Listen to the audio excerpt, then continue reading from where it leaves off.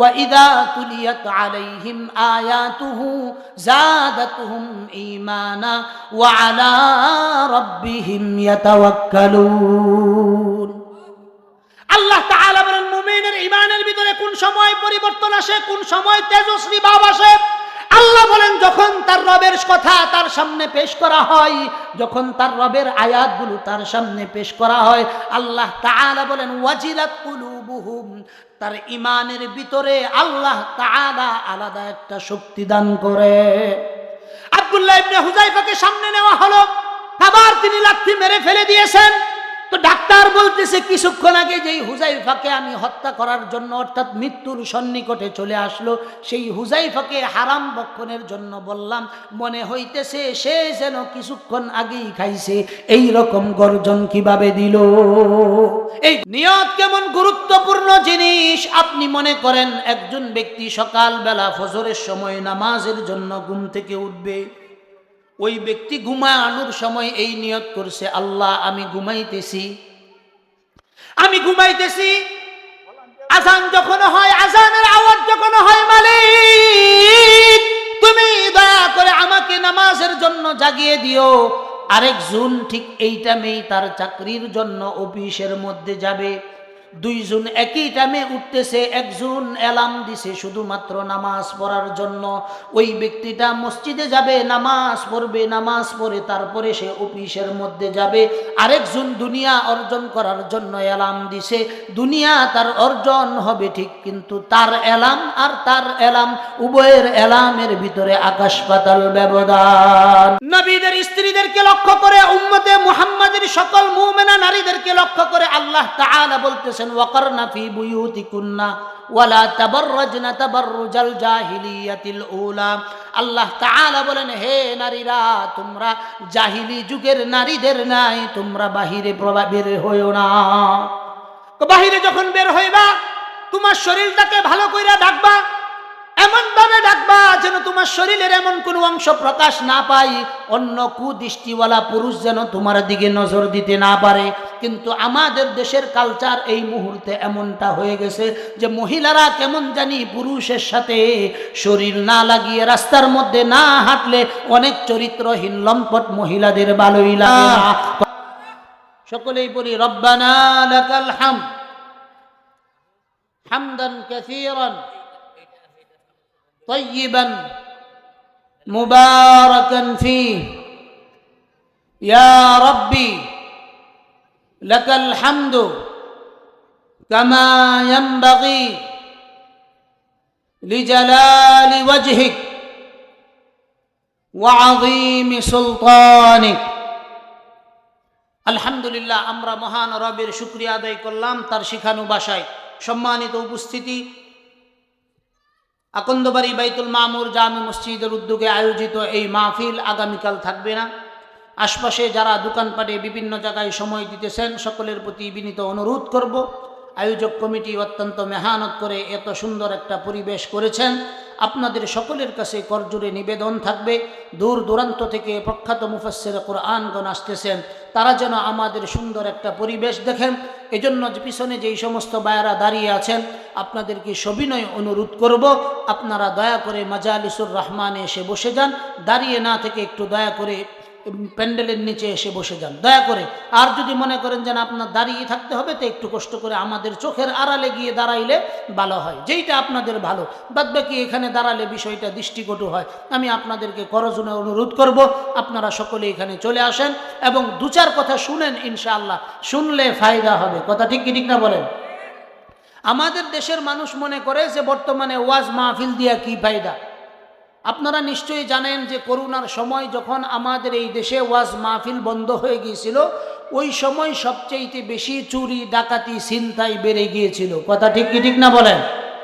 এই চুরি ডাকাতি বন্ধ থাকার কারণ একটাই যে আমাদের এই দেশের ভিতরে বিভিন্ন মসজিদ মাদ্রাসার ভিতরে ওয়াজ মাহফিল হয়, বক্তৃতা হয়, এগুলোর দ্বারা উম্মতের ভিতরে হেদায়েতের নূর জ্বলে, উম্মতের ইমানের ব্যাটারি চার্জ হয়। আর এই ব্যাটারি চার্জ হওয়ার কারণেই উম্মত চুরি করে না, ডাকাতি করে না, রাষ্ট্রের সম্পদ চুরি করে না।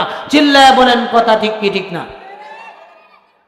এজন্য আমি সকলের কাছে করজোড়ে অনুরোধ করব যে মাহফিলের আয়োজনের ভিতরে আমরা বিভিন্ন জায়গায় ঘোরাফেরা করি, চাষটলে, দোকানপাটে আড্ডা দেই।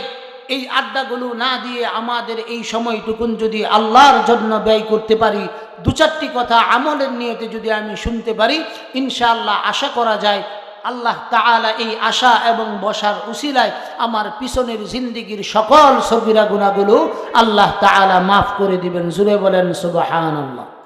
হাদিস শরীফে রাসূলুল্লাহ সাল্লাল্লাহু আলাইহি সাল্লাম বলেন, ইন্নামাল আ'মালু বিন্নিয়াত।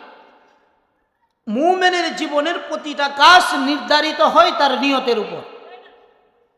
কেউ বিবাহ করে তার যৌবিক চাহিদা পূরণের জন্য, আর কেউ বিবাহ করে আল্লাহ তাআলার হুকুম যৌবনের স্বাদ নিবারণের জন্য। আল্লাহ তাআলা বলেছেন, হালাল তরিকায় তোমাকে আমি বিবাহ করার সিস্টেম দিয়েছি, তুমি উপযুক্ত হইছ, তোমার সামর্থ্য আছে, তুমি বিবাহ করো। এখন বলেন, যেই ব্যক্তি যৌবনের প্রয়োজনে বিবাহ করলো তার যেই রকম যৌবন পূর্ণতা পেল, আবার যেই ব্যক্তি আল্লাহর হুকুম পালন করার অর্থে বিবাহ করলো, উভয়ের বিবাহের নিয়ত এবং মর্যাদা কি এক হবে? বলেন সবাই, এক হবে? কি জন্য এক হবে না? কারণ একজনের নিয়তের ভিতরে নিয়ত হলো আল্লাহর হুকুম পালন করতেছি, কথা ঠিক না বেঠিক? একজনে ঘর বানাইছে, ঘর বানানোর পর সে নিয়ত করছে, আমি বিল্ডিং ঘর দিতেছি, আমার উত্তর দিক দিয়ে একটা জানালা থাকবে, এই জানালা দিয়ে আমার আকন্দবাড়ি মসজিদের থেকে আজানের মুয়াজ্জিনের আজানের আওয়াজ আসবে। আরেকজন ঘর করতেছে, ওই ঘর করার সময় সে চিন্তা করতেছে উত্তর দিকে একটা জানালা দিবে, ওই জানালা দিলে তার ঘরের ভিতরে বাতাস প্রবেশ করবে। নিয়ত দুইজনের দুইটা, একজন নিয়ত করছে আজানের আওয়াজ আসবে। প্রশ্ন আপনাদের কাছে, যেই ব্যক্তি আজানের আওয়াজ শোনার জন্য জানালা কাটলো, ওই জানালা দিয়ে কি বাতাস কোনোদিন প্রবেশ করবে না?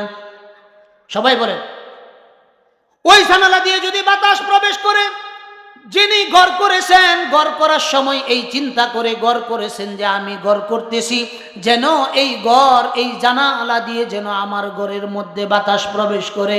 আপনি বলেন, যেই ব্যক্তি উত্তর দিক দিয়ে জানালা কাটলো তার ঘরে কি আজানের আওয়াজ আসবে কি না? বলেন, তার ঘরেও আজান আসবে, কিন্তু উভয়ের নিয়তের ভিতরে পার্থক্য দুইটা।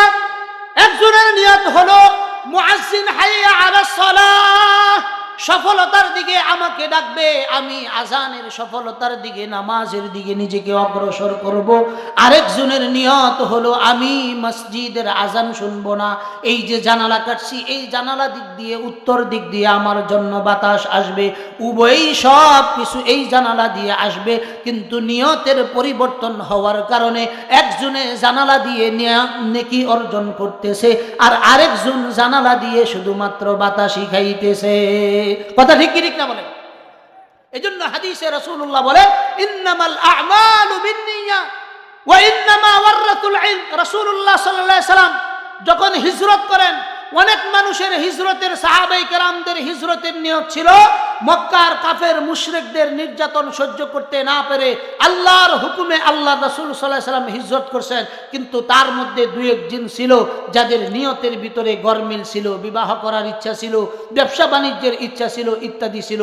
তো আল্লাহর রাসূল হাদিসের প্রথম অংশে বলছেন, ইন্নামাল আ'মালু বিন্নিয়াত, তুমি যা কিছু করো না কেন তোমার সব কিছু নির্ভর হবে কিসের উপর? সবাই বলেন, কিসের উপর? নিয়তের উপর নির্ভর হবে। নিয়ত কেমন গুরুত্বপূর্ণ জিনিস। আপনি মনে করেন একজন ব্যক্তি সকালবেলা ফজরের সময় নামাজের জন্য ঘুম থেকে উঠবে, ওই ব্যক্তি ঘুমানোর সময় এই নিয়ত করছে, আল্লাহ আমি ঘুমাইতেছি, আমি ঘুমাইতেছি, আজান যখন হয়, আজানের আওয়াজ যখন হয়, মালিক তুমি দয়া করে আমাকে নামাজের জন্য জাগিয়ে দিও। আরেকজন ঠিক এই টাইমেই তার চাকরির জন্য অফিসের মধ্যে যাবে, দুইজন একই টাইমে উঠতেছে, একজন অ্যালার্ম দিছে শুধুমাত্র নামাজ পড়ার জন্য। ওই ব্যক্তিটা মসজিদে যাবে, নামাজ পড়বে, নামাজ পড়ে তারপরে সে অফিসের মধ্যে যাবে। আরেকজন দুনিয়া অর্জন করার জন্য অ্যালার্ম দিছে, দুনিয়া তার অর্জন হবে ঠিক, কিন্তু তার অ্যালার্ম আর তার অ্যালার্ম, উভয়ের অ্যালার্মের ভিতরে আকাশ পাতাল ব্যবধান। কথা ঠিক কি ঠিক না বলেন? এই আকাশ পাতাল ব্যবধান কি জন্য হলো বাবা? আকাশ পাতাল ব্যবধান হওয়ার একমাত্র কারণ হলো আপনি যে নিয়ত করবেন। আজকের দিনে যারা এই মাহফিলের প্যান্ডেলে এসে বসে গেছেন, এতটুকু নিশ্চিত থাকেন আপনার জীবনের সগীরা গুনাহগুলো আজকের দিনে আপনি আল্লাহর কাছে মাফ চান অথবা না চান, আল্লাহ তাআলা উলামায়ে কেরামের মজলিসে বসার কারণে আল্লাহ তাআলা আমার আপনার সগীরা গুনাহগুলো মাফ করে দিবেন। এটা আমাদের এই বিষয়ে একই। এই মজলিসগুলো ছোট মজলিস না, খাঁটি মজলিস। আমরা দেখবেন দুনিয়ার মধ্যে থেকে রাতের অন্ধকারে চাঁদটাকে খুব সুন্দর দেখি, এত সুন্দর স্পষ্ট চাঁদ দেখি। 14 তারিখ রাতের চাঁদটাকে কত সুন্দর দেখা যায়।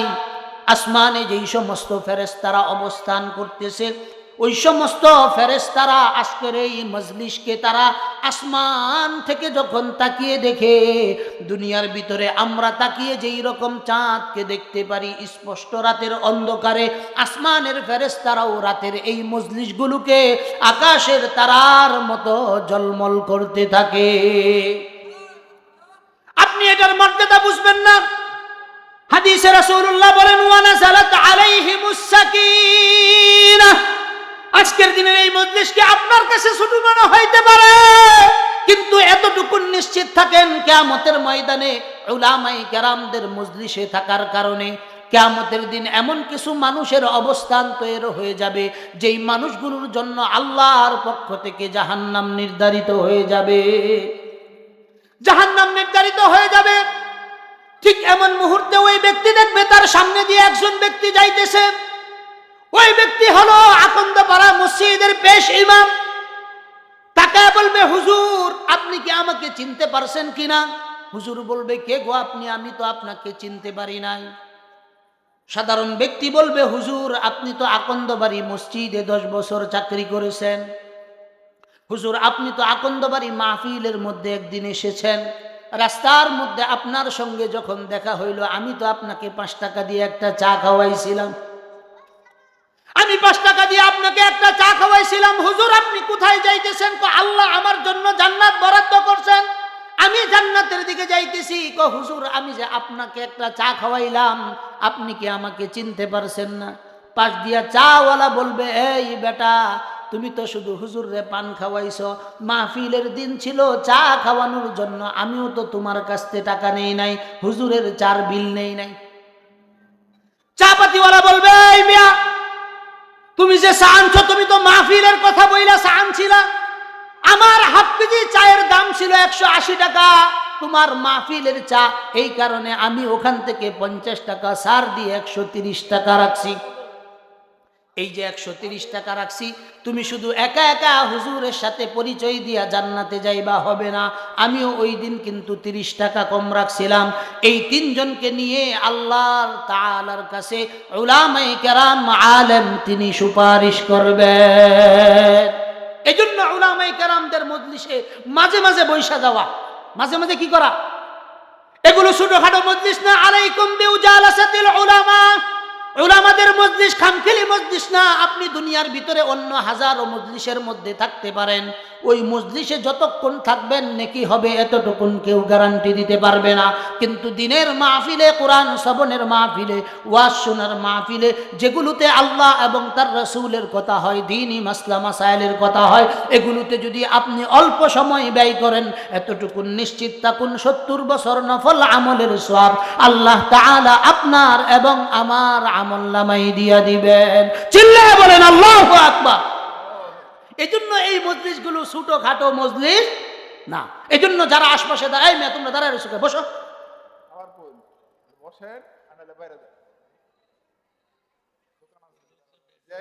এই ওয়াজ কারবাত করলাম, এই ওয়াজ কারবাত করলাম, এত ফজিলত বলার পরেও আমগরে ধরছে নেককার শয়তান। আমগরে কি শয়তানে ধরছে? নেককার শয়তানে। বুঝলেন, শয়তান কি আবার নেককার হয় নাকি? আল্লাহ তাআলা বলেন, ইন্নাশ শাইতান কানা লিল ইনসান আদুওয়াম মুবিনা। আল্লাহ বলেন শয়তান হলো মানুষের প্রকাশ্য শত্রু। তো কেমন প্রকাশ্য শত্রু? আল্লাহ তাআলা বলেন, নেকির কোনো কাজ যখন আমার বান্দা করার জন্য যায়, সঙ্গে সঙ্গে শয়তান তার পিছন দিয়া ওয়াসওয়াসা দিতে থাকে। এই যে ওয়াসওয়াসা দেয়, এটার প্রমাণ কি? যে এত আলোচনার পরেও আমরা দাঁড়ায় রয়েছি, এটা হলো সবচেয়ে বড় ওয়াসওয়াসা। কথা ঠিক কি ঠিক না বলেন? আমার আলোচনা মূলত এইটা না, এটা একটা পরিবেশের জন্য কয়েকটা কথা বললাম। আমার আলোচনার বিষয়বস্তু ভিন্ন। আমার আলোচনা হলো আমরা যারা দুনিয়ার ভিতরে এইটা মনে করেছি যে এই দুনিয়াতে আসছি, 5 ওয়াক্ত নামাজ পড়ব, নিজে ইমানদার হিসাবে আল্লাহর কাছে ঘোষণা দিয়ে দিব, বাস আমার জিন্দিগির ভিতরে আমি কামিয়াব। যারা এই চিন্তা করতেছি, আজকের দিনে কিছু তাম্বি, সতর্কবার্তা তাদের জন্য কিছু ওয়াজ। এখন আপনারা বলেন, এই ওয়াজগুলো কি আপনারা শুনবেন? আওয়াজটা একটু জোরে করুন। যদি একটু শুনুন তাহলে একটু প্রস্তুতি নিয়ে বসেন যে শেষ পর্যন্ত আমলের নিয়তে মাথাটাকে শুদ্ধ রেখে, মস্তিষ্কটাকে ঠান্ডা রেখে কথাগুলো শুনবো। কে কে আছেন? একটু হাতটা একটু উড়ান তো দেখি। লিল্লাহি তাকবীর। ওইছেন, আর একটু জোরে আওয়াজ করে লাগবো। লিল্লাহি তাকবীর। কোরআন সুন্নাহর আলো, কোরআন সুন্নাহ যেখানে, শিরিক বেদাত যেখানে, জোরে বলতে হবে, শিরিক বেদাত যেখানে। হাত নামা। এখন থেকে ওয়াজ চলবে শেষ পর্যন্ত, আমার যতটুকুন সময় নির্ধারিত আছে। এখন মূল ওয়াজ আগে যেটা, এটা এই বড়, এই তোমরা আবার দাঁড়ায় রয়েছো কেন? এই ভলান্টিয়ার কো, এই তোমরা ভিতরে যাও না, ভিতরে আসো। দাঁড়ায় থাকলে সমস্যা। ফার্সিতে একটা শেয়ার আছে, পরতওয়িনে কানা গিরাদ হারকে বুনিয়া দস বদস তরবিয়তে না আহলে রাচু গর্তে গাবর গম্বদস। ইমাম আবু হানিফা রাহমাতুল্লাহ আলাইহি হাদিসের দরজ দিতেছেন, তো বাহিরে বাচ্চারা খেলতেছে, তো এমন সময় একটা বল আইসা ইমাম আবু হানিফার দরজ গাহের একদম নিকটবর্তী আসছে। তো অনেক বাচ্চারা চিন্তা করতেছে কে যাইবো কে যাইবো কে যাইবো, কেউ আসতেছে না। হঠাৎ করে একটা বাচ্চা এত আলেমদের সামনে ফট করে আইসা বলটা নিয়ে গেছে। ইমাম আবু হানিফা একটা কথা বলছেন, সেই কথাটা আজকের এই মজলিসে নাই বললাম, তবে তিনি এতটুকুন বলছেন, যারা উলামায়ে কেরামদের কথা শুনে না, উলামায়ে কেরামদের মজলিসের আদব রক্ষা করে না, এরা ভালো মানুষ না, এরা ভালো মানুষের লক্ষণ না। কথা ঠিক কি ঠিক না বলেন?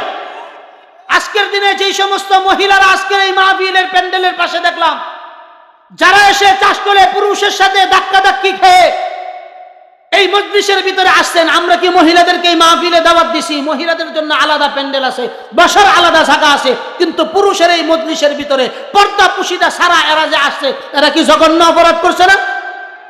এটা আমার কথা না, আল্লাহ তাআলার কথা। আল্লাহ তাআলা বলছেন যে যখন বাইরে যাইবা জাহিলি যুগের মতো যাইও না, মুখটুক ডাইকা শরীরটা ডাইকা তারপরে যাইবা, একজনেরও মাথা ঢাকা না। শীতের দিন আমি মাফলার পেছে আইতারি না, আর তারা চুলের মধ্যে বাতাস খাওয়ায় খাওয়ায় না জিলাপি খাইতেছে। আল্লাহ তাআলা কোরআনে কারীমে বলেন, ওয়াকারনা ফি বুয়ুতিকুন্না ওয়ালা তাবাররাজনা তাবাররুজাল জাহিলিয়াতিল উলা وأقمنا الصلاة وآتينا الزكاة وأطعنا الله ورسوله। চিল্লায় বলেন আল্লাহু আকবার।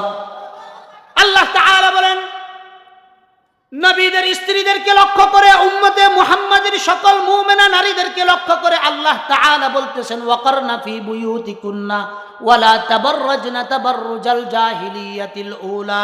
আল্লাহ তাআলা বলেন, হে নারীরা, তোমরা জাহিলি যুগের নারীদের নাই, তোমরা বাহিরে বের হইও না। বাহিরে যখন বের হইবা, তোমার শরীরটাকে ভালো করে ঢাকবা, এমন ভাবে ডাকবা যেন তোমার শরীরের এমন কোন অংশ প্রকাশ না পায়, অন্য কুদৃষ্টিওয়ালা পুরুষ যেন তোমার দিকে নজর দিতে না পারে।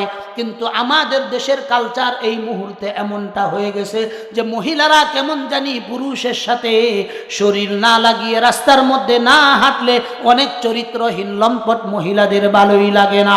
কথা ঠিক কি ঠিক না বলেন? অথচ আল্লাহ তাআলা বলেন, ওয়ালিবাসুত তাকওয়া যালিকা খায়র। চিল্লায়ে বলেন আল্লাহু আকবার। আল্লাহ তাআলা বলেন, তাকওয়ার লেবাস যেটা, এটা মুমিনদের জন্য উত্তম, মুমিনা নারীদের জন্য উত্তম। কিন্তু আজকের দিনে আমাদের এই দেশের মা বোনদেরকে যতই পর্দা পুশিদার জন্য ওয়াজ নসিহত করা হয় না কেন, তাদের ভিতরে পরিবর্তনের চিন্তা আসতেছে না। কথা ঠিক কি ঠিক না বলেন? এজন্য আমাদের পরিবেশগুলো সুন্দর করতে হবে। আমার আলোচ্য বিষয় এটাও না, আমার আলোচ্য বিষয় যেটা ইনশাআল্লাহ এখন আমরা যাইতেছি। আমি শুরু দিয়ে আয়াতে কারিমা তেলাওয়াত করেছি।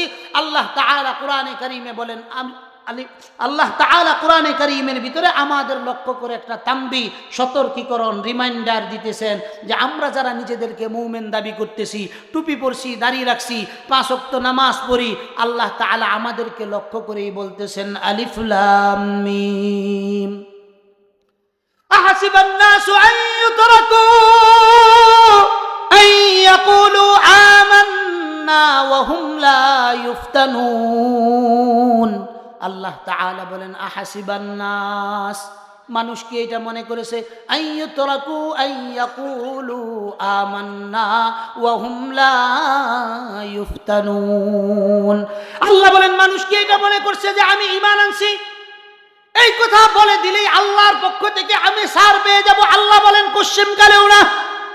আল্লাহ অন্য আয়াতের ভিতরে বলেন আহাসিবান নাস আফা হাসিবতুম আন্নামা খালাকনাকুম আবাথান ওয়া আন্নাকুম ইলাইনা লা তুরজাউন। আল্লাহ তাআলা বলেন মানুষ তুমি এটা চিন্তা কইরো না, তোমাকে আমি অযথা কামে সৃষ্টি করছি, তোমাকে আমি দুনিয়ার ভিতরে ছেড়ে দেওয়ার জন্য সৃষ্টি করছি, কোশ্চেন কালেও তোমার ভিতরে এই চিন্তা এলো না। আফা হাসিবতুম আন্নামা খালাকনাকুম আবাথা, আল্লাহ বলেন তোমাকে আমি সৃষ্টি করছি, তোমার পুঙ্খান্ন সব কিছুর হিসাব তোমার আমার কাছে দিতে হবে, জাররা জাররা হিসাব তোমাকে দিতে হবে।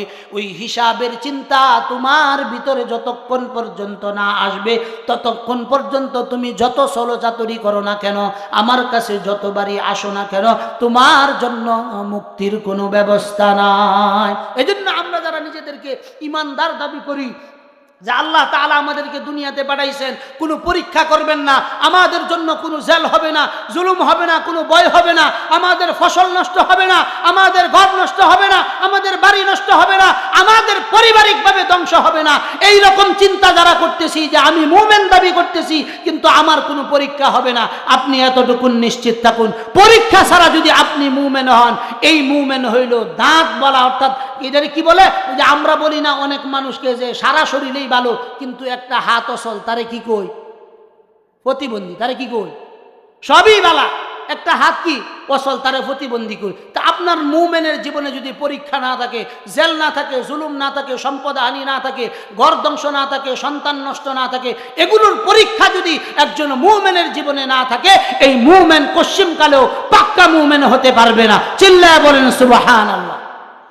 হাদিস শরীফে আসছে রাসূলুল্লাহ বলেছেন দুনিয়াটা মুমিনদের জন্য একটা কয়েকখানা।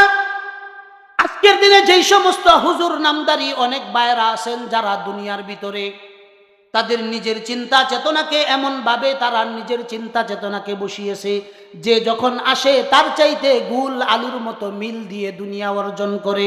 আসে না নাই? এমন কথা কন নাকি? আসে না নাই?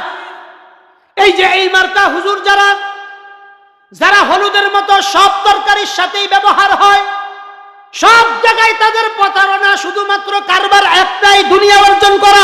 কথা ঠিক কি ঠিক না বলেন? আল্লাহ তাআলা এই দুনিয়া অর্জনকারী এই সমস্ত আলেম নামদারি যারা আছে, লেবাসদারি যারা আছে, তাদের জন্যই মূলত এই কথাগুলো বলতেছেন। ঈমান আনছো, হুজুর হইছো, মনে করছো আল্লাহ ছাড় দিব, অসম্ভব। আল্লাহর রাসূল সাল্লাল্লাহু আলাইহি ওয়াসাল্লাম তার 23 বছরের জিন্দেগিতে এমন কিছু ইমতিহান পরীক্ষার সম্মুখীন হয়েছেন, আর আপনি সেই নবীর উম্মত দাবি করেন আপনার জীবনে কোনো পরীক্ষা আসবে না, আপনার জীবনে জেল আসবে না, আপনার জীবনে জুলুম আসবে না, তাহলে বুঝতে হবে আপনার ভিতরে পরিপূর্ণ ঈমান আসে নাই। কথা ঠিক কি ঠিক না বলেন? কোরআনে কারীমে আল্লাহ তাআলা বলেন যারা মুমিন হবে, যারা মুত্তাকি হবে, পরহেজগার হবে, আল্লাহ তাআলা বলেন দুনিয়ার ভিতরে তাদের জন্য অনেক পরীক্ষা আমি রাখছি। আল্লাহ তাআলা বলেন পরীক্ষা ছাড়া একজন মুমিন কোশ্চিনকালে উপকৃত মুমিন হতে পারে না। সূরা বাকারার ভিতরে আল্লাহ তাআলা বলেন ওয়ালানাবলুওয়ান্নাকুম বিশাইইম মিনাল খাউফি ওয়াল জু'i ওয়া নাকসিম মিনাল আমওয়ালি ওয়াল আনফুসি ওয়াত থামারাত ওয়াবাশশিরিস সাবিরিন। চিল্লায়ে বলেন আল্লাহু আকবার। আল্লাহ তাআলা বলেন ওয়ালানাবলুওয়ান্নাকুম বিশাইইম মিনাল খাউফ। আল্লাহ তাআলা এখানে একটা একটা তাকিদ ব্যবহার করছেন, সাথে সাথে আরেকটা তাকিদ ব্যবহার করছেন।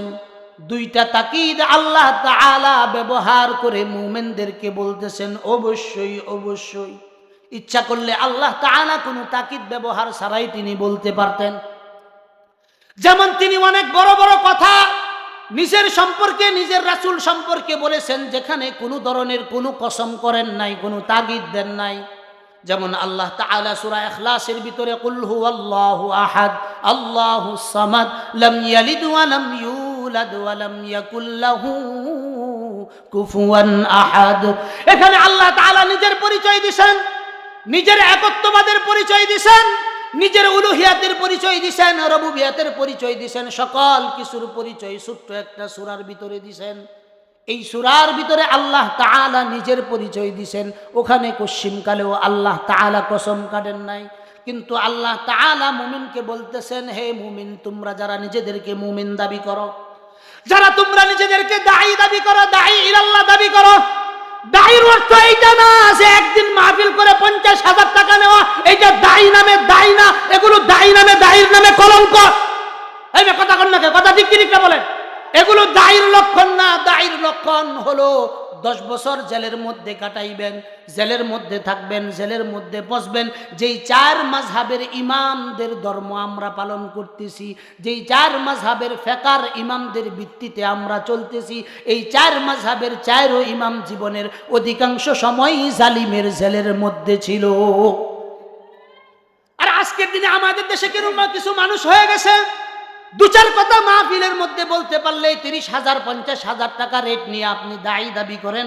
কিয়ামতের দিন এই সমস্ত দাঈদেরকে আল্লাহ তাআলা কিয়ামতবাসীদের সামনে উলঙ্গ করে দুনিয়া অর্জনের হিসাব জাররা জাররা নিবেন। কি কথা কি তিতা হয়ে যাইতেছে? হ্যাঁ হ্যাঁ, এগুলো বাস্তবতা। আল্লাহ তাআলা বলেন ওয়ালানাবলুওয়ান্নাকুম বিশাইইম মিনাল খাউফি ওয়াল জু', আল্লাহ তাআলা বলেন অবশ্যই অবশ্যই আমি পরীক্ষা করাম। কিভাবে আল্লাহ তাআলা পরীক্ষা করবেন? আল্লাহ তাআলা প্রথম শব্দ আনছেন খৌফ। কই তোমাকে আমি ভয় দিমু। কিসের ভয়? জেলের ভয় দেখামু। মিম্বরে উইঠা সত্য কথা কইবা, চাকরি চইলা যাইব, এটার ভয় দেখামু। শরীয়তের মাসআলার কথা বলবা, সরকার পক্ষ তোমার বিরুদ্ধে হুলিয়া জারি করে জেলের মধ্যে দিবে, আল্লাহ কয় আমি ভয় দেখাবো। এই ভয়ের মধ্যে টিকে থাকতে হবে। কই ভয়ের মধ্যে যদি টিকে থাকতে পারো, সাহাবায়ে কেরামদের জামাত যেই রকম নাকি এই ভয়ের মধ্যে টিকে ছিল। ছোট্ট একটা ঘটনা বলি, আমার জীবনে আমি কোনোদিন ওয়াজের ভিতরে ঘটনা বলি নাই, কিন্তু কথা প্রসঙ্গে বোঝানোর জন্য একটা ঘটনা আনতেছি। এই ঘটনাটা ইবরত হাসিলের জন্য আমাদের সকলের জন্যই ফায়দা হবে। ঘটনাটা হলো আল্লাহর রাসূল সাল্লাল্লাহু আলাইহি ওয়াসাল্লামের ওফাতের পর হযরত উমর ফারুক রাদিয়াল্লাহু তাআলা আনহুর শাসন আমলে রোম সাম্রাজ্যের কাছে তিনি একটি যুদ্ধের দল প্রেরণ করছেন। কি প্রেরণ করছেন? যুদ্ধের দল প্রেরণ করছেন। তো এই যুদ্ধের দলের ভিতরে রোম সাম্রাজ্যের যিনি অধিপতি আছেন, তিনার কাছে মুসলমানদের যুদ্ধের দলের সেনাপতি সহ অনেক মুসলমান বন্দী হয়ে গেছে। অনেক মুসলমান কি হয়ে গেছে? অনেক মুসলমান বন্দী হয়ে গেছেন। এই বন্দী দলের যিনি সেনাপতি ছিলেন, ওই সেনাপতির নাম হলো আব্দুল্লাহ ইবনে হুযাইফা রাদিয়াল্লাহু তাআলা আনহু। রোম সাম্রাজ্যের অধিপতি তিনি জিজ্ঞাসা করতেছেন যে তোমরা যে এই দলের ভিতরে আসো, তোমাদের এই দলের সেনাপতিকে? তো একজন পরিচয় করায় দিল, আমাদের দলের সেনাপতি হলো আব্দুল্লাহ ইবনে হুযাইফা রাদিয়াল্লাহু তাআলা আনহু। বাদশাহ তাকে কাছে ডাকলেন, এইরকম ভাবে তাকে পাশে বসাইলেন। পাশে বসানোর পরে আব্দুল্লাহ ইবনে হুযাইফাকে প্রশ্ন করলেন, বাবা তোমাকে আমি বন্দী করছি, তোমার কোনো ক্ষতি করব না, তোমার কোনো পেরেশানির কোনো কারণ নাই, তোমাকে আমি ক্ষুদ্র 3টা প্রস্তাব দিতেছি, যদি তুমি এই 3টা প্রস্তাব গ্রহণ করে নাও, আমি তোমাকে তো মাফ করে দিবই, তোমার জন্য এত বেশি উপঢৌকনের ব্যবস্থা থাকবে যা আর কেউ কশিমকালেও চিন্তা করতে পারবে না। কি প্রস্তাব দিল? প্রথম প্রস্তাব, তুমি যে আরব থেকে আসছো, মদিনা থেকে আসছো, তোমার দলবল সহ তোমরা সবাই আমার খ্রিস্টীয় ধর্মকে তুমি গ্রহণ করে নাও, এটা হলো প্রথম শর্ত।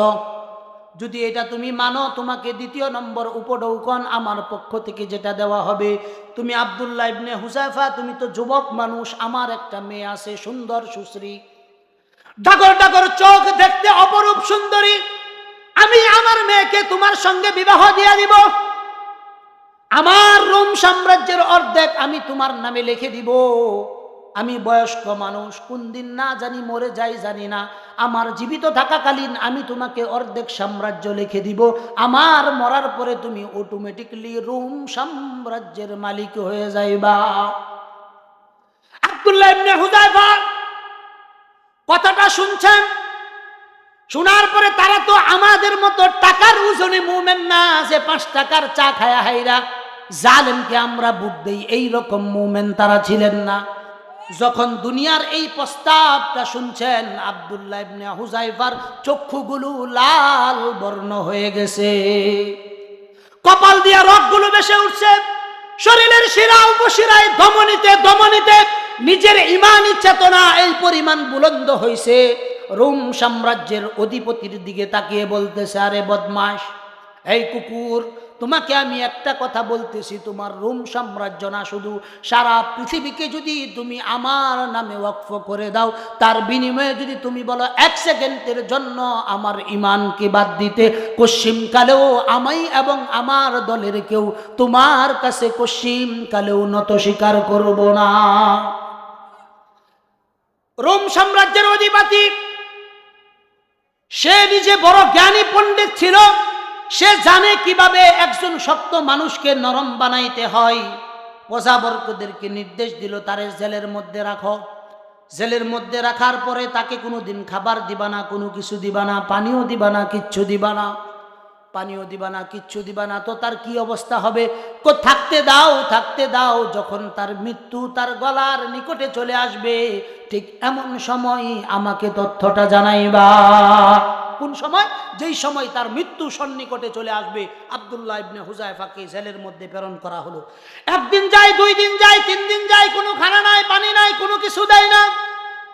না দিতে দিতে এইভাবে 1 সপ্তাহ অতিবাহিত হয়ে যাওয়ার পর, যেই ডাক্তারের উপর দায়িত্ব ছিল যে আব্দুল্লাহ ইবনে হুযায়ফা মৃত্যুর আগ মুহূর্তে শুধুমাত্র আমাকে খবর দিবা, ওই ডাক্তার সর্ব অবস্থায় চেক রাখতে রাখতে দেখে একটা সময় আব্দুল্লাহ ইবনে হুযায়ফা জমিনের মধ্যে লুটায়া পড়ছেন, শ্বাসটুকুন তার নাকের ডগার কাছাকাছি চলে আসছে। ডাক্তার তাড়াতাড়ি বাচ্চার কাছে গেছে, রোম সাম্রাজ্যের অধিপতি, আপনি খেয়াল করেন যে আপনি যে আব্দুল্লাহ ইবনে হুযায়ফাকে বন্দী করছেন, তার মরণাপন্ন অবস্থা, এমন কঠিন অবস্থার মধ্যে উপনীত, এই সময় যদি তাকে খাবার দেওয়া না হয়, হতে পারে সে আজকের দিনেই এই দুনিয়া থেকে বিদায় নিয়ে নিবে। বাচ্চা শুনছে, শোনার পরে ডাক্তারকে বলতেছে, ডাক্তার, তাকে তো খাবার দিবা ঠিক, কিন্তু তাকে কি কি খাবার দিবা আমি বলেইতেছি। 1 নাম্বার তাকে খাবার দিবা শুকুরের গোশত। 1 নাম্বার তাকে কি খাবার দিবা? শুকুরের গোশত। 2 নাম্বার মদ মিশ্রিত পানি দিবা। কয়টা খাবার হইল?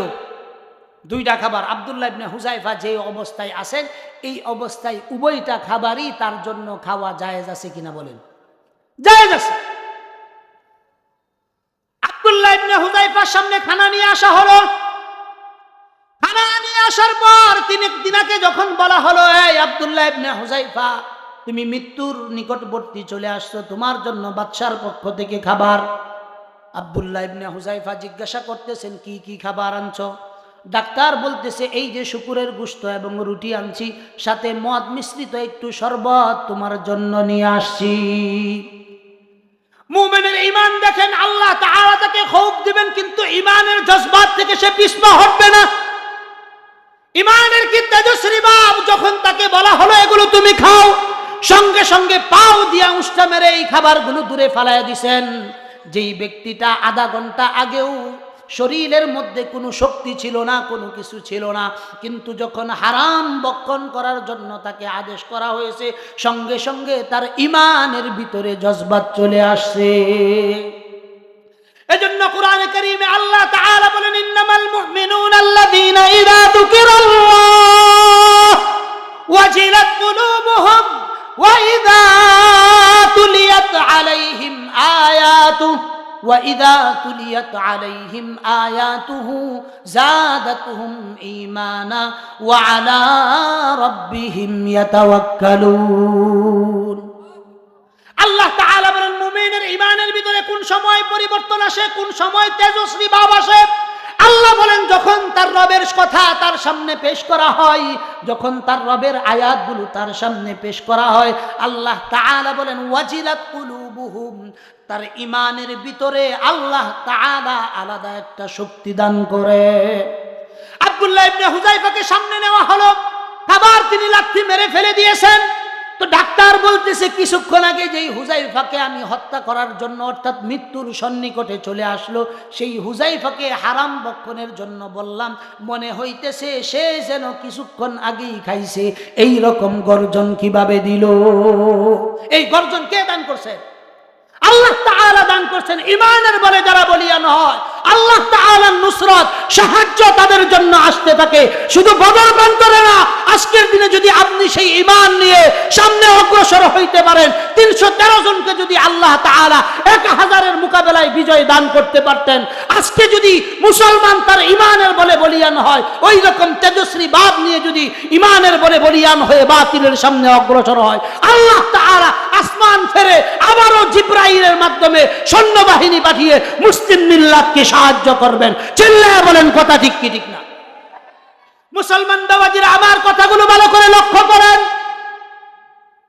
খানা তিনি খাইলেন না, এবার বাচ্চা ঈমানের পরীক্ষা নেওয়ার জন্য পচা বর্গদেরকে বলতেছেন, এই আগুন জ্বালাও তাড়াতাড়ি, ডেকসির মধ্যে তেল দাও, তেল দিয়া এই আগুনটাকে এই তেলটাকে গরম করতেই থাকো, গরম করতেই থাকো। দীর্ঘ সময় নিয়ে তেলকে গরম করা হয়েছে। তেল গরম করার পর আব্দুল্লাহ ইবনে হুযায়ফার সঙ্গী সাথী যারা ছিল তাদের মধ্য থেকে 2-1 জনকে জ্যান্ত মানুষকে এই তেলের মধ্যে নিক্ষেপ করে দিছে। আজকের দিনে আমরা কি ঈমানের পরীক্ষা এমন ভাবে কেউ দিছি? কথা কন্যাকে দিছি কেউ? হ্যাঁ, আমরা জানি জোহরের নামাজ পড়া খাওয়ার পরে কাইলুল্লাহ করা এটা সুন্নত। কথা বুঝেন না? মিষ্টি খাওয়ার পরে মিষ্টি খাওয়ার পরে ঘুমানো, কাইলুল্লাহ করা, এগুলো মিষ্টি মিষ্টি সুন্নতগুলো এই উম্মতে মুহাম্মাদির বেশি মুখস্থ। কিন্তু যুদ্ধের ময়দানে জিহাদ করতে করতে দন্দন মুবারক শহীদ করতে হবে, কপালের মধ্যে তীর ঢুকাইতে হবে, এটাও যে আল্লাহর রাসূলের সুন্নত এটা আমরা জানি না। কথা ঠিক কি ঠিক না বলেন? আমরা শুধু মিষ্টি মিষ্টি সুন্নতগুলো স্মরণ রাখি। শুধু কি তাই, অনেক আলেমদের ভিতরে এই চিন্তা চলে আসছে যেই হুজুররা কোরআন হাদিসের হক কথাগুলো বলে আলেমদের মধ্যে তাদেরকে পছন্দ করে না। এই মিয়া সরা কথা কয়, আরে মিয়া কোরআন হাদিসের সঠিক কথাগুলো যারা বলে তাদেরকে আপনি আলেম হয়ে যদি বলেন চড়া কথা বলে, আল্লাহর আদালতে আপনিও আসামির কাঠগড়ায় দাঁড়াবেন। আব্দুল্লাহ ইবনে হুযায়ফার সঙ্গী সাথীর মধ্যে 2 জনকে কড়াইয়ের মধ্যে নিক্ষেপ করা হলো, সঙ্গে সঙ্গে পুরে ভস্ম হয়ে গেছেন। আব্দুল্লাহ ইবনে হুযায়ফা এই অবস্থা দেখে চোখ দিয়া ঝরঝর করে পানি পড়তেছে। রোম সাম্রাজ্যের অধিপতি সে চিন্তা করলো, এবার মনে হয় আব্দুল্লাহ ইবনে হুযায়ফার দিলের ভিতরে একটু ডর ভয় আসছে। সে প্রশ্ন করতেছে, আব্দুল্লাহ তুমি কি ভয় পাইছো নাকি?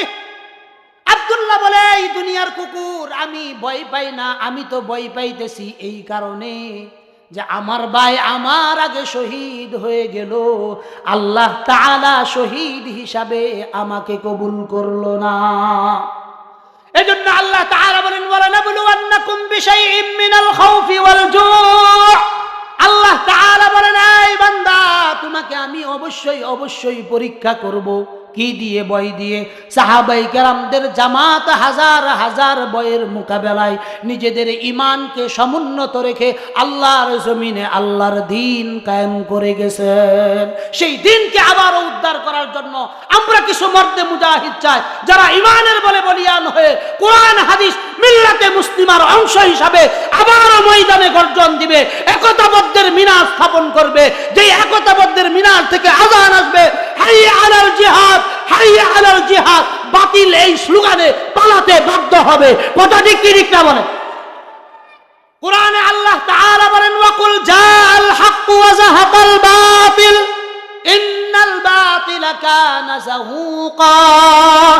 আল্লাহ তাআলা বলেন সত্য যখন সামনে আসবে বাতিল অটোমেটিকলি পালাইতে বাধ্য হবে।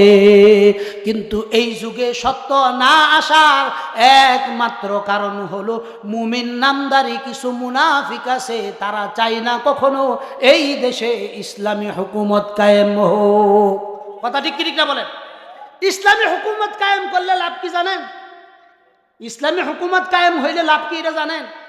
উমর রাদিয়াল্লাহু তাআলা আনহুর শাসন আমল সম্পর্কে আমাদের এই দেশের শতকরা 99% সাধারণ মানুষ জানে না। থাকবে না, দেহ থেকে মাথাটা আলাদা থাকবে, এমন অবস্থায় আল্লাহর সামনে হাজির হওয়াকে আমরা প্রত্যেকজন মুমিন মুসলমান দিল থেকে ভালোবাসি। কথা ঠিক কি ঠিক না বলে? এজন্য আমাদেরকে পরীক্ষা নিও না, পরীক্ষা নিয়ে দেখতে পারবে না। তোমাদের পূর্বে তোমাদের দাদারা, তোমাদের চাচারা ফেরাউন, নমরুদ, হামান, কারুন সহ তাদের দল বাহিনী আবু জাহেল, উতবা, সাইবা থেকে নিয়ে আজকের দিনের ব্রিটিশরা পর্যন্ত, বিগত দিনে আমাদের যারা ছিল তারা পর্যন্ত কম জুলুম করে নাই। জুলুমের এমন কোনো মাধ্যম নাই যেটা আমাদের উপর বাস্তবায়ন করে নাই। ইসলামী দলের প্রথম সারির নেতাদেরকে নিয়ে বিভিন্ন কারণে জেলের মধ্যে ঢুকাইছে। শুধু জেলের মধ্যে ঢুকাই নাই, অবৈধ ট্রাইব্যুনাল করে উলামায়ে কেরামদেরকে ফাঁসির কাস্টে ঝুলানো হয়েছে। এই জমিনে ইসলামের জন্য যেই রক্ত ঝরছে এতটুকু নিশ্চিত থাকুন, এই রক্তের বদলা দিয়েই ইনশাআল্লাহ এই দেশে ইসলামী হুকুমত কায়েম না হবে। কথা ঠিক কি ঠিক না বলে? আপনি যদি চিন্তা করেন যে না রক্ত নিয়ে আমি বেঁচে গেছি, পশ্চিম কালেও বাঁচবেন না। একজন আলেমের রক্ত যেই জমিনের ভিতরে পড়ে, একজন আলেমের রক্ত যেই ব্যক্তি জড়ায়, ওই ব্যক্তির দুনিয়াও ধ্বংস, আখিরাতও ধ্বংস। কারণ আলেমের রক্ত বড় বিষাক্ত রক্ত, আলেমের জীবন বড় বিষাক্ত জীবন। যেন তেন ব্যক্তিদের সাথে পাঙ্গা নিয়েন, কিন্তু আলেমদের সাথে কখনো পাঙ্গা নিয়েন না। কারণ আলেমদের সাথে যদি পাঙ্গা নেন এতটুকু নিশ্চিত থাকেন আপনার দুনিয়া ধ্বংস, আখিরাত ধ্বংস। শুধু আপনার ধ্বংস না, আপনার ধ্বংস, আপনার ছেলের ধ্বংস, ছেলের গর্তে যে নাতি হবে এই 3 জনের জিন্দিগি ধ্বংস। কথা বুঝেন না? এটা আমার কথা না। আলেমের সাথে যারা পাঙ্গা নেয় তাদের দুনিয়ার ভিতরে 3 নসলের ভিতরে কখনো নেককার সন্তান আসে না। এজন্য আলেমকে যদি, এই মসজিদের ইমাম সাহেবকে যদি আপনার পছন্দ না হয়, কোনো কারণে তার সাথে মনোমালিন্য হতেই পারে, কোনো সমস্যা নাই। কারণ এক ব্যক্তি সবাইকে খুশি করে থাকতে পারবে না, 2-1 জনের সঙ্গে মনোমালিন্যতা হইতে পারে। যদি মনোমালিন্যতা হয়ে যায় দয়া করে অন্য মসজিদে নামাজ পড়ার জন্য যান। আলেমের পিছন দিয়ে আঙ্গুল দেওয়ার ফিকির করিয়েন না। আপনি যদি মনে করেন যে আমার মসজিদের ইমাম আমি বের করে দেন, এই মিয়া আপনি বের করতে পারবেন, এইটা দুনিয়ার ক্ষমতা আছে, আপনি বের করতে পারবেন। কিন্তু আন্তর্জাতিক জালেম হিসাবে আল্লাহর আদালতে আপনি কিন্তু আসামি হয়ে গেছেন। এটা কি মনে করতেছেন আমি নিজে বানায় কইতেছি? না, একজন ইমাম একটা মহল্লার ভিতরে সবচেয়ে দুর্বল ব্যক্তি। কথা ঠিক কি ঠিক না বলেন? ইমামরা কি, আমরা কি ঘর বাড়ি লয়ে আহি? আপনার ক্ষেতের লোকে কি আমার ক্ষেত আছে, আইল আছে, কোনো কিছু আছে, দ্বন্দ্ব আছে? কিচ্ছু না। কিন্তু তারপরেও আপনি ছোটোখাটো একটা বিষয়, হয়তো আজান দিতে 5 মিনিট দেরি হইতে, মসজিদটা খুলতে 5 মিনিট দেরি হয়েছে, এই কারণে তুচ্ছ তাচ্ছিল্য করে একজন আলেমের সাথে যেই ব্যবহারগুলো এই দেশের ভিতরে হয়, এতটুকু নিশ্চিত থাকুন এই ব্যবহারের কারণে আপনি আন্তর্জাতিক বেয়াদব, আপনার সন্তানও হবে বেয়াদব, আপনার নাতিও হবে বেয়াদব। 3 প্রজন্মের 1 প্রজন্মের ভিতরেও রুনাজারি করনেওয়ালা, সাজদা করনেওয়ালা সন্তান পাইবেন না, আলেম হবে না, ভালো মানুষ হবে না। কি জন্য হবে না? কারণ নায়েবে নবীদের সাথে যারা বেয়াদবি করবে তাদের দুনিয়াও ধ্বংস, আখিরাতও ধ্বংস। কি জন্য তাদের দুনিয়া আখিরাত ধ্বংস হবে? কারণ এদের দ্বারা আল্লাহ তাআলা কখনো দুনিয়ার ভিতরে ফায়দা হবে এমন কোনো কাজ এদের মাধ্যমে নেবেন না। কথা ঠিক কি ঠিক না বলেন? আচ্ছা আপনারা বলেন তো, একজন ইমাম এই ব্যক্তিকে মসজিদ থেকে বিদায় দিতে গেলে ইসলামী শরীয়ত থেকে নির্ধারিত কিছু কারণ আছে না? আছে না? এই নির্ধারিত কারণ ছাড়া আমাদের দেশে এই নির্ধারিত কারণের কারণে অধিকাংশ ইমামের চাকরি যায় না। চাকরি যায় কি জন্য? হয়তো সুদের কথা কইছে, নয় ঘুষের কথা কইছে, নয়তো আল্লাহর জমিনে আল্লাহর দিন কায়েম করার কথা কইছে, অথবা মসজিদ কমিটি দায়িত্ব পালন করে না, এই বিষয়গুলোর জন্য বলছে। ইমাম সাহেব যদি আপনি মসজিদ কমিটির দায়িত্ব বুঝায় দেয়, এখানে তো ইমাম সাহেবকে হাদিয়া দিয়া সেইরা আপনার আরো সম্মান করা উচিত। এগুলো বলার কারণে ইমামকে মসজিদ থেকে বাইর করে দেন। আপনি তো মনে করছেন যে আমি সেক্রেটারি হইয়া ইমামকে বাইর করে দিছি, আমি কত বেড়া মাইকি হনুরে, এতটুকু নিশ্চিত থাকেন আপনার জিন্দিগি অন্যান্য 10 জন খারাপ মানুষের জিন্দিগির চাইতেও আরো খারাপই হবে। সেটা সময় আসতেছে, আপনি অপেক্ষা করেন। কথা ঠিক কি ঠিক না বলেন?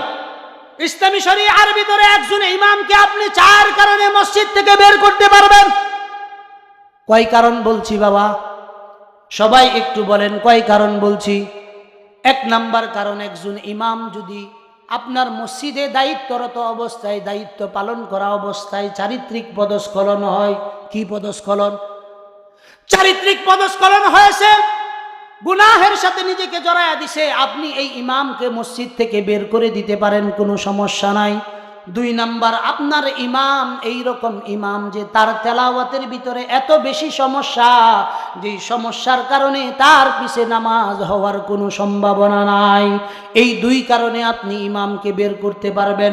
3য় কারণ হলো, ইমামকে আপনি বের করতে পারবেন এই কারণে যে আপনার মসজিদের ক্যাশিয়ার অনেক দূরে থাকে, আপনি মসজিদের টাকাগুলো ইমামের কাছে রাখছেন, কিন্তু ইমাম সাহেব আপনার এই আমানতগুলো রক্ষা না করে এই আমানতগুলোর খেয়ানত করেছেন। এটা হলো 3 নাম্বার কারণ। আপনার টাকা যদি তিনি তসরুফ করেন, তাহলে আপনি ইমামকে মসজিদ থেকে বের করতে পারবেন। 4র্থ নম্বর কারণ, যে এক মহল্লার ভিতরে ইমাম আছে 10 বছর 15 বছর, কিন্তু যখন আওয়ামী লীগ আসে, আওয়ামী লীগের সাথে তার সুসম্পর্ক, বিএনপি আসলে বিএনপির সাথে সুসম্পর্ক, তারে কখনো ভালো মন্দ কিছু বলা যায় না, যোগ্যতা সম্পন্ন না, কোনো কিছু না। অধিকাংশ মুসল্লিরাই তারে পছন্দ করে না, কিন্তু ডরে ভয়ে তারে কোনো কিছু বলতে পারে না। এই 4 কারণ ছাড়া একজন ইমামকে মসজিদ থেকে বের করার শরীয়ত সম্মত আর কোনো কারণ নাই। কিন্তু মসজিদ কমিটি, এমন অসংখ্য মসজিদ কমিটি আছে যারা মসজিদের খেদমত করার 100% অযোগ্য। এটা আমার কথা না, আল্লাহ কইতাছে। কথা বুঝেন নাই কথা? সূরা তাওবার 17 নম্বর আয়াত, সূরা তাওবার 17 নম্বর আয়াত, আল্লাহ তাআলা বলেন, মা কানা লিল মুশরিকিনা আন ইয়া'মুরু মাসাজিদাল্লাহ শাহিদিনা আলা আনফুসিহিম বিল কুফর উলাইকা হাবিতাত আমালুহুম ওয়া ফিন-নারি হুম খালিদুন। আল্লাহ তাআলা বলেন, তাদের জন্য মসজিদের খেদমত করা উচিত নয় যাদের ভিতরে শিরকি চিন্তার আবর্জনা নিজের কলবের ভিতরে আছে। আল্লাহ বলেন, এই সমস্ত ব্যক্তিরা যেন আমার মসজিদের খেদমত না করে। আয়াতের শানে নুজুল হইল আল্লাহর রাসূলের চাচা হযরত মাসউদ ইবনে মাসউদ রাদিয়াল্লাহু তাআলা আনহুকে যখন বদরের যুদ্ধে বন্দী করা হলো, তিনি নিজেকে মুসলমানদের চাইতে অনেক ভালো বলে নিজের পরিচয় দিতেছেন। তিনি বন্দী মুসলমানদেরকে বলতেছেন, তোমরা আর কি করো, কয়েকটা আয়াত তোমাদের কাছে আইছে, এইটাই তোমরা অনেক বড় কাজ করো। অথচ আল্লাহ তাআলা আমাদেরকে দায়িত্ব দিয়েছেন, আল্লাহর ঘরে যত মেহমান আসবে তাদেরকে আমরা পানি খাওয়াই, তাদেরকে বিশ্রামের জায়গার ব্যবস্থা করে দেই, তাদের খেদমত করি। এগুলো আল্লাহ তাআলা আমাদের পরিবারকে দায়িত্ব দিয়েছেন। আল্লাহ তাআলা বলেন, মাসউদ তুমি বুঝো, তোমার ভিতরে শিরকের চিন্তা আছে, তোমার ভিতরে শিরকি চিন্তা থাকার কারণে তুমি মসজিদের খেদমত করার যোগ্যতা রাখো নাই। তোমার জন্য উচিত হবে না তুমি আল্লাহর ঘরের খেদমত করবা। পরের আয়াতে আল্লাহ তাআলা বলতেছেন, খেদমত কারা করবে? এইখানেই আসল জিনিস বের হয়ে যাবে। আমার কথা না, আল্লাহ তাআলার কথা। আমি শুধু তরজমাকারী, মামলা যদি করা দরকার পড়ে আপনার মালিকের নামে মামলা কইরেন, আমার নামে মামলা করার কোনো সুযোগ নাই। আল্লাহ তাআলা কোরআনে কারীমে বলেন, ইন্নামা ইয়া'মুরু মাসাজিদাল্লাহ, ইন্নামা ইয়া'মুরু মাসাজিদাল্লাহি মান আমানা বিল্লাহি ওয়াল ইয়াউমিল আখির وأقام الصلاة وآتى الزكاة ولم يخش إلا الله فعسى أولئك أن يكونوا من المهتدين. চিল্লায় বলেন আল্লাহু আকবার। আল্লাহ তাআলা মসজিদের খেদমত কারা করবে বিস্তারিতভাবে বাইঙ্গা বাইঙ্গা আল্লাহ তাআলা বুঝাইতেছেন, ইন্নামা ইয়ামুরু মাসাজিদাল্লাহ। আল্লাহ তাআলা বলেন নিশ্চয়ই আমার ওই সমস্ত বান্দারা মসজিদের খেদমত করবে। আমার কথা না, আল্লাহ তাআলা বলতেছেন ইন্নামা ইয়ামুরু মাসাজিদাল্লাহ মান আমানা বিল্লাহ। আল্লাহ বলেন ওই ব্যক্তিরাই আমার মসজিদের খেদমত করবে যাদের ভিতরে ঈমান নামক দৌলত আছে। ঈমান নামক কি আছে? এখন আপনি কইতেন হুজুর যারা কমিটির দায়িত্ব আছে, শেষ করে আসছে হুজুর আসছে, আচ্ছা 5 মিনিট ইনশাআল্লাহ 5 মিনিটের ভিতরে আমি আমার কথাটা শেষ করতেছি। একটু দয়া করে একটু সকলে একটু খেয়াল করেন, গুরুত্বপূর্ণ কথা, সকলের জন্য মানা কথা। না জানার কারণে আমরা দায়িত্বপ্রাপ্ত হয়ে ভুল করতেছি, অনেকে না জানার কারণে করতেছি। হয়তোবা আজকের দিনে জানার পরে এই ভুলটা হয়তো আমি নাও করতে পারি। কথা ঠিক ঠিক না বলেন? এখন বলেন মান আমানা বিল্লাহ, এই যে আমি বললাম যে আল্লাহ তাআলা বলছেন খেদমত যারা করবে তাদের প্রথম গুণ হবে এরা আল্লাহর উপর ঈমান আনবে। এরা আল্লাহর উপর কি আনবে? আচ্ছা কোনটা মসজিদের ইমাম সাহেব যদি সুদের বিরুদ্ধে বয়ান করে, এটা কি কোরআনের কথা না হুজুরের বানানো কথা? এটা কোরআনে আল্লাহ তাআলা কোন হানে কইছে? সূরা বাকারার 275 নম্বর আয়াত। কোন সূরা বাকারার 275 নম্বর আয়াতে আল্লাহ তাআলা কইছেন ইয়া আইয়ুহাল্লাযীনা আমানুত্তাকুল্লাহ ওয়া যারু মা বাকিয়া মিনার রিবা ইন কুনতুম মুমিনিন। আল্লাহ কইছে সুদ খায়ও না, যারা মুমিন হইতেছো তারা সুদ খায়ও না, সুদ খাওয়া তোমার জন্য কি হারাম। কে বলছেন? আল্লাহ তাআলা বলছেন। আল্লাহ তাআলা বলতেছেন যে সুদ খাওয়া হারাম, এটা আল্লাহ বলছেন। আল্লাহর কথা নকল করছেন কে? মসজিদের ইমাম সাহেব। জুমার সময় আলোচনা করার পরেই, জুমার আলোচনা কইরা নামতেই আসরের আগেই ইমাম সাহেবের বিদায় নেন লাগে, আছে না নাই? এখন আপনি বলেন এই যে মসজিদ কমিটির যিনি তিনাকে বের করে দিলেন, তিনি কি সূরা বাকারার 275 নম্বর আয়াতের উপরে ঈমান আছে না নাই? কথা কই না করে এর লাগি আল্লাহ কইছে মান আমানা বিল্লাহ, প্রথম নাম্বার শর্ত ঈমান আনতে হবে কার উপর? আল্লাহ তাআলার উপর। ওয়া আকামাস সালাতা ওয়া আতাস যাকাতা ওয়া লাম ইয়াখশা ইল্লাল্লাহ। আল্লাহ তাআলা বলেন 2 নাম্বার কাজ হলো আখিরাতের উপর বিশ্বাস রাখতে হবে, নামাজ পড়তে হবে, রোজা করতে হবে, যাকাত দিতে হবে। সর্বশেষ যেই গুণ তার ভিতরে থাকতে হবে সেটা হলো মহান রবের ভয় তার ভিতরে থাকতে হবে। এই ভয়গুলো যাদের ভিতরে থাকবে ওই ব্যক্তি ঈমানদার, ওই ব্যক্তি ঈমানের দাবি রাখে। কথা ঠিক কি ঠিক না বলেন? তো এই কথাগুলো আল্লাহ তাআলা বলছেন এই গুণ বিশিষ্ট যেই সমস্ত ব্যক্তিরা হবে তারা মসজিদের দায়িত্ব পালন করবে, মসজিদের খাদেম হবে, মসজিদের খেদমত করবে। যদি কেউ এই দায়িত্বগুলো পালন করতে না পারে তাদের আর মসজিদে খেদমত করার কোনো সুযোগ। এজন্য এই কথাগুলো আমরা মেনে চলবো এবং বুঝার জন্য চেষ্টা করব। সর্বপ্রথম আয়াতে কারিমা আপনাদের সামনে তেলাওয়াত করছি। আল্লাহ তাআলার কাছে ঈমানদার হইছি এই কথা বললেই ছাড় পাওয়া যাবে? তাইলে কি করতে হবে? ঈমানদার হইছি এই কথা বললে ছাড় পাওয়া যাবে না। কি হইব? পরীক্ষা হইব, সম্পদ নষ্ট হইব, জেলও যাইতে হইব, জুলুমের শিকার করতে হইব, মসজিদে সারি যাইব, দেশান্তরী হইতে হইব, হিজরত করে দেশের বাইরে যাওয়া লাগবো ইত্যাদি পরীক্ষা দিয়া মুমিনের খাতার ভিতরে আপনি যখন নাম লেখাইতে পারবেন তখনই আল্লাহর পক্ষ থেকে ঈমানদার হিসাবে আপনার নাম ঘোষণা আসবে। কথা ঠিক কি ঠিক না বলেন? যেই কথাগুলো বললাম এই কথাগুলো প্রয়োজনীয় কথাই বলার চেষ্টা করছি। আল্লাহ তাআলা যেন প্রয়োজনীয় এই কথাগুলো আমাকে